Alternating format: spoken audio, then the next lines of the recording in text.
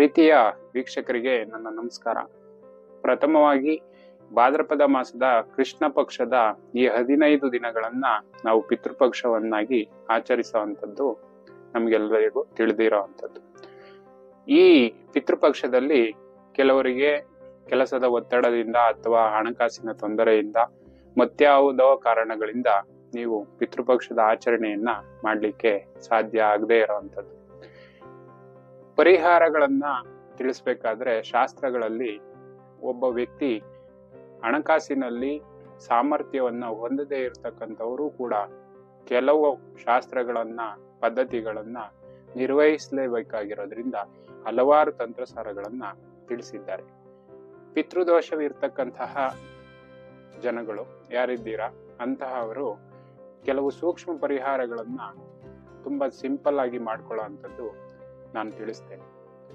ಪ್ರಥಮವಾಗಿ ಪಿತೃದೋಷ ಇರ್ತಕ್ಕಂಥದ್ದು ಎಲ್ರಿಗೂ ಕೂಡ ಇದೆಯಾ ಅಂತಂದ್ರೆ ಕೆಲವರಿಗೆ ಪಿತೃದೋಷ ಅನ್ನುವಂಥದ್ದು ಇರೋವಂಥದ್ದು. ಇದನ್ನು ಹೇಗೆ ತಿಳ್ಕೊಬೇಕು ಅಂತಂದ್ರೆ D1 ಚಾರ್ಟ್ ನಲ್ಲಿ ಲಗ್ನ ಕುಂಡಲಿಯಲ್ಲಿ ನಿಮ್ಮ ಜಾತಕದ ಲಗ್ನ ಕುಂಡಲಿಯಲ್ಲಿ ಸೂರ್ಯ 3, 6, 8, 9, 12ನೇ ಮನೆಗಳಲ್ಲಿದ್ದರೆ ಪಿತೃದೋಷ ಅನ್ನುವಂಥದ್ದು ಇರುತ್ತೆ. ಅಥವಾ ಇದನ್ನ ಇನ್ಡೆಪ್ತ್ ಆಗಿ ತಿಳ್ಕೊಬೇಕು ಅಂತಂದ್ರೆ ಡಿವಿಷನ್ ಚಾರ್ಟ್ ಅಲ್ಲ ಬರ್ತಕ್ಕಂತಹ D12 ಚಾರ್ಟ್ ನಲ್ಲಿ ನಾವು ಈ 9ನೇ ಮನೆಯನ್ನ ಲಗ್ನದಿಂದ ಬರ್ತಕ್ಕಂತಹ 9ನೇ ಮನೆಯನ್ನ ಲಗ್ನವನ್ನಾಗಿ ಮಾಡಿಕೊಂಡು ಅಲ್ಲಿಂದ 5ನೇ ಮನೆಯನ್ನ ಗಣನೆಗೆ ತೆಗೆದುಕೊಳ್ಬೇಕು. ಆ 5ನೇ ಮನೆಯ ಲಗ್ನಾಧಿಪತಿಗೂ ನವಮ ಭಾವದ ಲಗ್ನಕ್ಕೂ ಷಷ್ಟಾಷ್ಟಕ ಮತ್ತೆ ದ್ವಿದ್ವಾದಶ ಭಾವಗಳು ಬರದಂತೆ ನಾವು ನೋಡ್ಕೊಬೇಕು. ಇನ್ ಕೇಸ್ ಏನಾದ್ರು ಅದರಲ್ಲಿ ಷಷ್ಟಾಷ್ಟಕ ಅಥವಾ ದ್ವಿದ್ವಾದರ್ಶ ಭಾವಗಳು ಸಂಬಂಧ ಬಂತು ಅಂತಂದ್ರೆ ಅಲ್ಲಿ ಪಿತೃದೋಷ ಇದೆ ಅನ್ನುವಂಥದ್ದು ಕನ್ಫರ್ಮ್ ಆಗಿ ತಿಳಿಯುವಂಥದ್ದು. ಅಥವಾ ಡಿವಿಷನ್ ಚಾರ್ಟ್ ನಲ್ಲಿ ಲಗ್ನ ಕುಂಡಲಿಯಲ್ಲೂ ಕೂಡ ನಾವು ಪಿತೃದೋಷವನ್ನ ತಿಳ್ಕೊಬಹುದು. ಸಾಮಾನ್ಯವಾಗಿ ಪಿತೃದೋಷ ಇರತಕ್ಕಂತಹ ವ್ಯಕ್ತಿಗಳಿಗೆ ನಾನು ಕೆಲವು ಸೂಕ್ಷ್ಮ ಪರಿಹಾರಗಳನ್ನ ಸಿಂಪಲ್ ಆಗಿ ಮಾಡ್ಕೊಳ್ಳೋ ಅಂತ ಪರಿಹಾರಗಳನ್ನ ತಿಳಿಸ್ತೇನೆ. ಈ ಭಾದ್ರಪದ ಮಾಸದ ಕೃಷ್ಣ ಪಕ್ಷದ ಹುಣ್ಣಿಮೆ ದಿನ ಆದ ನಂತರ ಬರ್ತಕ್ಕಂತಹ ಪ್ರಥಮಿಯಿಂದ ಮಹಾಲಯ ಅಮಾವಾಸ್ಯೆಯವರೆಗೂ 15 ದಿನಗಳ ಸಮಯ ಇರುತ್ತೆ.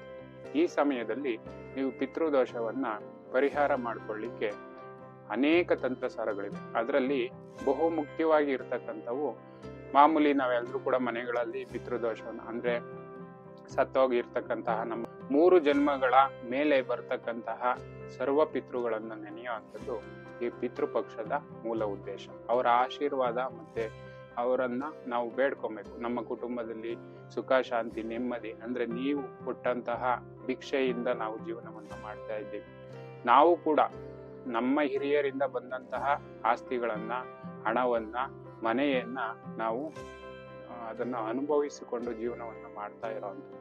ಅವರು ನಮಗೆ ಕೊಟ್ಟಂತಹ ಭಿಕ್ಷೆ, ಆ ಭಿಕ್ಷೆಯಿಂದ ಕೂಡ ನಾವು ಜೀವನವನ್ನ ಮಾಡ್ತಾ ಇರೋವಂಥದ್ದು.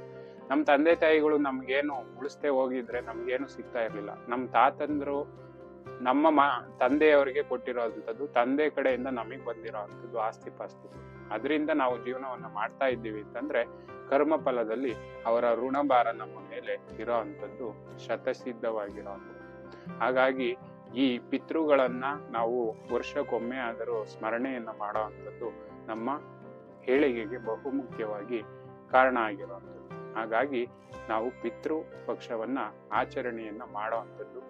ಇದು ಮೂಲತಃವಾಗಿ DNA ಅಂತ ಕೂಡ ಕರಿತೀವಿ, ವಂಶ ಪಾರಂಪರೆ ಅಂತ ಕರಿತೀವಿ. ನಮ್ಮ ವಂಶ ಬೆಳಿಬೇಕು, ಉದ್ಧಾರ ಆಗ್ಬೇಕು, ಸಂತಾನ ಭಾಗ್ಯ ಕರುಣೆ ಆಗ್ಬೇಕು, ಮದುವೆ ಆಗ್ಬೇಕು, ಯಾವುದೇ ದೋಷವಿಲ್ಲದೆ ಅನಾರೋಗ್ಯದ ಸಮಸ್ಯೆ ಇಲ್ಲದೆ ನೋಡಿರ್ತೀವಿ ನಾವು. ಯಾವ್ದಾದ್ರೂ ಒಂದು ವರ್ಷ ನಮ್ಗೇನು ಕಾಯಿಲೆನೇ ಇರಲ್ಲ, ಎಲ್ಲ ನಾರ್ಮಲ್ಲೇ ಇರುತ್ತೆ. ಆದ್ರೂ ಕೂಡ ಮೈ ಕೈ ನೋವು ಬರೋ ಅಂಥದ್ದು, ಸೊಂಟ ನೋವು ಬರೋ ಅಂಥದ್ದು, ಹಾಸಿಗೆ ಹಿಡಿಯುವಂಥದ್ದು, ಏನು ಸಂಪಾದನೆ ಮಾಡಿದ್ರು ನಮ್ಗೆ ಹಣಕಾಸಿನಲ್ಲಿ ತೊಂದರೆ ಆಗೋ ಅಂಥದ್ದು, ಇಂಥವನ್ನೆಲ್ಲ ನಾವು ನೋಡ್ತಾನೆ ಇರ್ತೇವೆ. ಹಾಗಾಗಿ ಇಂತಹ ಸಮಸ್ಯೆಗಳು ಪಿತೃದೋಷದ ಸಮಸ್ಯೆಗಳಾಗಿ ನಮ್ಮ ಬೆನ್ನ ಬಿಡದಂತೆ ಬೇತಾಳನಂತೆ ಕಾಡ್ತಾ ಇರುತ್ತೆ. ಹಾಗಾಗಿ ನಾವು ಈ ಪಿತೃದೋಷವನ್ನ ನಿವಾರಣೆ ಮಾಡ್ಕೊಳ್ಳುವಂಥದ್ದನ್ನ ನಾವು ಮಾಡ್ಬೇಕಾಗುತ್ತೆ. ಪ್ರಥಮವಾಗಿ ಸರ್ವೇ ಸಾಮಾನ್ಯವಾಗಿ ನಮಗೆ ತಿಳಿದಿರೋ ಅಂಥದ್ದು ಈ ಗಯ, ಗೋಕರ್ಣ, ಸಮುದ್ರ ತೀರಗಳಲ್ಲಿ ಪಿತೃಗಳ ಫೋಟೋವನ್ನ ಇಟ್ಟು ಪಿಂಡ ಪ್ರದಾನವನ್ನ ಮಾಡೋ ಅಂಥದ್ದನ್ನ ನಾವು ನೋಡಿರ್ತೀವಿ. ನದಿ ತೀರಗಳಲ್ಲಿ ಅಥವಾ ಸಮುದ್ರ ತೀರಗಳಲ್ಲಿ ಇಂಥದ್ದನ್ನ ಮಾಡ್ಲಿಕ್ಕೆ ಅವಕಾಶ ಇದೆ. ಇದನ್ನು ಕೂಡ ಪಿತೃದೋಷ ನಿವಾರಣೆಗೆ ಮಾಡ್ತಕ್ಕಂತಹ ಪರಿಹಾರಗಳು. ಇವೆಲ್ಲವನ್ನ ನಾವು ಮಾಡ್ಲಿಕ್ಕೆ ಸಾಧ್ಯ ಇಲ್ಲ ಅಂತಂದ್ರೆ ಕೆಲವು ಪರಿಹಾರಗಳನ್ನ ಶಾಸ್ತ್ರಗಳಲ್ಲಿ ಉಲ್ಲೇಖ ಮಾಡಿ ಕೊಟ್ಟಿರುವಂಥದ್ದು. ಅದರಲ್ಲಿ ಒಂದು ತಂತ್ರವನ್ನ ನಾನು ಈ ವಿಡಿಯೋದಲ್ಲಿ ತಿಳಿಸ್ತಾ ಇದ್ದೇನೆ. ಇನ್ನ 3ರಿಂದ 4 ತಂತ್ರಗಳನ್ನ ಮುಂದಿನ ಭಾಗಗಳಲ್ಲಿ ತಿಳಿಸ್ತೇನೆ. ಪ್ರಥಮವಾಗಿ ನಾವು ಪಿತೃಪಕ್ಷದಲ್ಲಿ ಮಾಡ್ತಕ್ಕಂಥದ್ದು, ಪ್ರತಿದಿನ ಮಡಿಯುವಂತಿಕೆಯಿಂದ ಸ್ನಾನವನ್ನ ಮಾಡಿ ಅಲ್ಲೂ ಕೂಡ ಸೂರ್ಯ ದೇವನನ್ನ ನೆನೆಸ್ಕೊಂಡು ಹಿರಿಯರನ್ನ ನೆನೆಸ್ಕೊಂಡು ಸ್ನಾನವನ್ನ ಮಾಡಬೇಕಾಗುತ್ತೆ. ಒಂದು ಗಾಯತ್ರಿ ಮಂತ್ರವನ್ನ 3 ಬಾರಿ ಜಪವನ್ನ ಮಾಡಿ ನೀರಿಗೆ ಅಭಿಮಂತ್ರಿಸಿ ಸ್ನಾನವನ್ನ ಮಾಡುವಂಥದ್ದು. ಇದಾದ ನಂತರ ಮಡಿ ಬಟ್ಟೆಯನ್ನ ಉಟ್ಕೊಂಡು ತಾಮ್ರದ ಚೊಂಬಿನಲ್ಲಿ ಶುದ್ಧವಾದ ಜಲವನ್ನ ಹಾಕಿ ಅದಕ್ಕೆ ತುಳಸಿ ಪತ್ರವನ್ನ ಹಾಕಿ ಸ್ವಲ್ಪ ಚಿಟಿಕೆಯಷ್ಟು ಕರಿ ಎಳ್ಳನ್ನ ಅದಕ್ಕೆ ಹಾಕಿ ಸೂರ್ಯನ ದಿಕ್ಕಿಗೆ, ಅಂದ್ರೆ ಸೂರ್ಯ ಇರ್ತಕ್ಕಂತಹ ಎದುರಿಗೆ ಪೂರ್ವ ದಿಕ್ಕಿಗೆ ಮುಖ ಮಾಡಿ ನಿಂತ್ಕೊಂಡು ಸೂರ್ಯನನ್ನ ಧ್ಯಾನಿಸುತ್ತಾ ಈ ಮಂತ್ರವನ್ನ ನಾವು ಜಪವನ್ನ ಮಾಡಬೇಕು. ಮಂತ್ರ ಸ್ಕ್ರೀನ್ ಮೇಲೆ ಬರ್ತಾ ಇದೆ ನೋಡಿ. ಓಂ ಶ್ರೀಂ ಸರ್ವ ಪಿತೃದೋಷ ನಿವಾರಣಾಯ ಕ್ಲೇಶಂ ಹನಹನ ಸುಖ ಶಾಂತಿ ದೇಹಿ ಪಟ್ ಸ್ವಾಹ. ಈ ಮಂತ್ರವನ್ನ 11 ಬಾರಿ ಹೇಳಿ ನಾವು ಅರ್ಘ್ಯವನ್ನ ಕೊಡುವಂಥದ್ದು. ಸೂರ್ಯ ದೇವನ ಮುಖಾಂತರ ನಾವು ಪಿತೃಗಳಿಗೆ ಶಾಂತಿಯನ್ನ ದೊರಕಿಸ್ಲಿಕ್ಕೆ ಈ ಮಂತ್ರವನ್ನ ಜಪವನ್ನ ಮಾಡಿ ಆ ನೀರನ್ನ ತುಳಸಿ ಕಟ್ಟೆಗೆ ಹಾಕುವಂಥದ್ದನ್ನ ಮಾಡ್ಬೇಕು. ಮತ್ತೊಮ್ಮೆ ಮಂತ್ರ ಹೇಳ್ತೀನಿ, ಕೇಳಿಸ್ಕೊಳ್ಳಿ. ಸ್ಕ್ರೀನಲ್ಲೂ ಕೂಡ ಸ್ಪಷ್ಟವಾಗಿ ಆ ಅಕ್ಷರಗಳನ್ನ ನಾನು ತೋರಿಸ್ತಾ ಇದ್ದೀನಿ. ಯಾವುದೇ ಅಸ್ಪಷ್ಟತೆ ಇಲ್ಲದಂತೆ ಸ್ಪಷ್ಟವಾಗಿ ತಪ್ಪಿಲ್ಲದಂತೆ ಉಚ್ಚಾರಣೆಯನ್ನ ಮಾಡುವಂಥದ್ದು. ಪ್ರಾಕ್ಟೀಸ್ ಮಾಡ್ಕೊಳ್ಳಿ. ಮಾಡೋದಕ್ಕಿಂತ ಮೊದಲು ಸ್ವಲ್ಪ ಹೊತ್ತು ಪ್ರಾಕ್ಟೀಸ್ ಮಾಡಿಕೊಂಡು ಈ ಮಂತ್ರವನ್ನ ಜಪ ಮಾಡುವಂಥದ್ದು ತುಂಬಾ ಶುಭಕರವಾದಂತಹ ವಿಚಾರ ಆಗಿರುತ್ತೆ. ಓಂ ಶ್ರೀಂ ಸರ್ವ ಪಿತೃದೋಷ ನಿವಾರಣಾಯ ಕ್ಲೇಶಂ ಹನಹನ ಸುಖ ಶಾಂತಿಂ ದೇಹಿ ಪಟ್ ಸ್ವಾಹ. ಓಂ ಶ್ರೀಂ ಸರ್ವ ಪಿತೃದೋಷ ನಿವಾರಣಾಯ ಕ್ಲೇಶಂ ಹನಹನ ಸುಖ ಶಾಂತಿಂ ದೇಹಿ ಪಟ್ ಸ್ವಾಹ. ಓಂ ಶ್ರೀಂ ಸರ್ವ ಪಿತೃದೋಷ ನಿವಾರಣಾಯ ಕ್ಲೇಶಂ ಹನಹನ ಸುಖ ಶಾಂತಿಂ ದೇಹಿ ಪಟ್ ಸ್ವಾಹ. ಈ ಮಂತ್ರವನ್ನ ಹೇಳ್ತಾ ನಾವು ಅರ್ಘ್ಯವನ್ನ ತುಳಸಿ ಕಟ್ಟಿಗೆ ಹಾಕುವಂಥದ್ದು ಒಂದು ಸಿಂಪಲ್ ಆಗಿರ್ತಕ್ಕಂತಹ ತಂತ್ರ ಪರಿಹಾರ.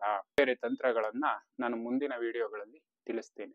ಎಲ್ರಿಗೂ ಕೂಡ ಒಳ್ಳೇದಾಗ್ಲಿ. ಯಾರೆಲ್ಲ ನನ್ನ ಚಾನಲ್ ಅನ್ನ ಸಬ್ಸ್ಕ್ರೈಬ್ ಮಾಡಿಲ್ಲ, ದಯಮಾಡಿ ನನ್ನ ಚಾನಲ್ ಅನ್ನ ಸಬ್ಸ್ಕ್ರೈಬ್ ಮಾಡ್ಕೊಳ್ಳಿ. ಇಂತಹ ಅನೇಕ ವಿಚಾರಗಳನ್ನ ಜ್ಯೋತಿಷ್ಯದಲ್ಲಿ ದೋಷವಿಲ್ಲ ಅಂತಕ್ಕಂತಹ ಕಂಟೆಂಟ್ ಮುಖಾಂತರ ನಿಮ್ಮೆಲ್ರಿಗೂ ಕೂಡ ನಾನು ಅನೇಕ ಮಾಹಿತಿಗಳನ್ನ ಜ್ಯೋತಿಷ್ಯ ಶಾಸ್ತ್ರದಲ್ಲಿ ಇರ್ತಕ್ಕಂತಹ ಹಲವಾರು ರಹಸ್ಯಗಳನ್ನ ತಿಳಿಸ್ತಾ ಹೋಗ್ತೇನೆ. ಲೋಕ ಸಮಸ್ತ ಸನ್ಮಂಗಳಾನಿ ಭವಂತು.